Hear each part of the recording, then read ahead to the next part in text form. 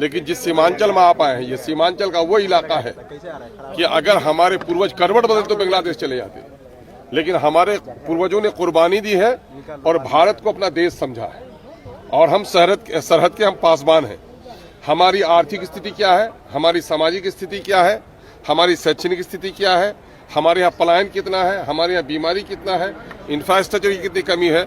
मैं समझता हूँ कि अगर हृदय में इंसाफ है तो उसको भी आप देखेंगे। भाई वीरेंद्र तो कह रहे हैं कि हिंसा भड़काने के लिए आ रहे हैं, सामाजिक सौहार्द बिगाड़ने के लिए आ रहे हैं। सवाल ये पैदा होता है कि बीजेपी के लोगों का कल्चर रहा है, अब वो आ गए हैं तो हम अंदेशों पर नहीं जीते हैं। अगर वो भड़काएंगे तो देखेंगे हम लोग तो आग बुझाने वाले लोग हैं। भाई वो भारत के होम मिनिस्टर हैं, इधर भी सर भारत के कोने कोने में जाने का उनका अधिकार है और अंदरूनी सिक्योरिटी का उनकी जिम्मेदारी है।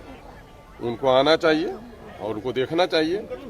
और जाहिर है कि सीमांचल बांग्लादेश और नेपाल की बॉर्डर पर है, विदेशी दुश्मनों से भी होशियार रहना जरूरी है। लेकिन मेरी विनती होगी गृह मंत्री से कि आप आए हैं तो आप सामरिक दृष्टिकोण से, आंतरिक सुरक्षा के दृष्टिकोण से विश्लेषण जरूर कीजिए। लेकिन जिस सीमांचल में आप आए हैं, ये सीमांचल का वो इलाका है कि अगर हमारे पूर्वज करवट बदल तो बांग्लादेश चले जाते, लेकिन हमारे पूर्वजों ने कुर्बानी दी है और भारत को अपना देश समझा है और हम सरहद के हम पासबान हैं। हमारी आर्थिक स्थिति क्या है, हमारी सामाजिक स्थिति क्या है, हमारी शैक्षणिक स्थिति क्या है, हमारे यहाँ पलायन कितना है, हमारे यहाँ बीमारी कितना है, इंफ्रास्ट्रक्चर की कितनी कमी है। मैं समझता हूँ कि अगर हृदय में इंसाफ है तो उसको भी आप देखेंगे और सीमांचल के विकास के बारे में भी फिक्रमंद होंगे, ये हम लोगों की उम्मीद है। लेकिन भाई वीरेंद्र तो कह रहे हैं कि हिंसा भड़काने के लिए आ रहे हैं, सामाजिक सौहार्द बिगाड़ने के लिए आ रहे हैं। सवाल ये पैदा होता है कि बीजेपी के लोगों का कल्चर रहा है, अब वो आ गए हैं तो हम अंदेशों पर नहीं जीते हैं। अगर वो भड़काएंगे तो देखेंगे हम लोग तो आग बुझाने वाले लोग हैं। राज्यसभा की सीट के लिए किसका समर्थन रहेगा? महागठबंधन का, एनडीए कह रहा है कि कई विधायक हमारे संपर्क में भी है।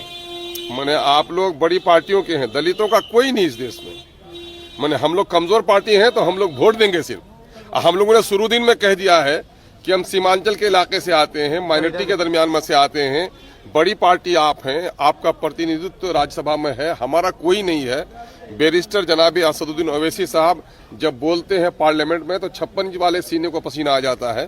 तो राज्यसभा में भी हमारा एक आदमी जाए जो सही तौर पर दलितों का, पिछड़ों का, माइनॉरिटी का वहाँ सही तौर पर प्रतिनिधित्व करे। इसके लिए हमने कहा है कि अगर आप सेकुलरिज्म के प्रहरी हैं, अगर फिरका परस्तों को आप रोकना चाहते हैं तो मुझसे ज्यादा सांप्रदायिक शक्तियों से आप नहीं लड़ते हैं, इसलिए हमें अब की बार वोट दीजिए। हमने तो ये विनती पहले कर दी। किसका रहेगा? मैं ये कहूंगा वो तमाम तर लोग जो लोग चाहते हैं कि फिरका परस्ती को रोकें, उनको मेरा साथ देना चाहिए।